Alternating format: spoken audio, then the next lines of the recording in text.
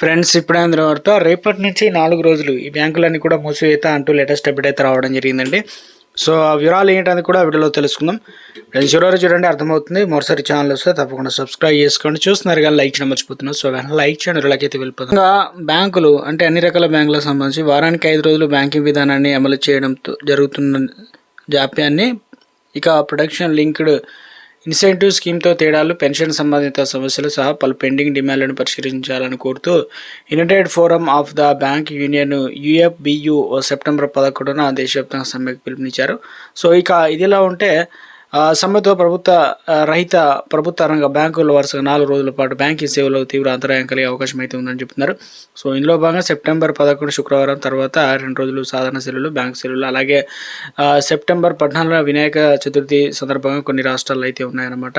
తమ డిమాండ్ల ప్రభుత్వం ఇక ఇందులో భాగంగానే బ్యాంకు యజమానులు స్పందించకపోతే సెప్టెంబర్ 28 నుంచి 3 రోజులు పాటు మరో దేశవ్యాప్తంగా సమ్మెతో పాటు అక్టోబర్ 26న నిరవధిక సమ్మె దిగుతామని చెప్పేసి 9 బ్యాంకు ఉద్యోగాధికారులు సంఘాలు అయితే చెప్పడం జరిగిందనమాట.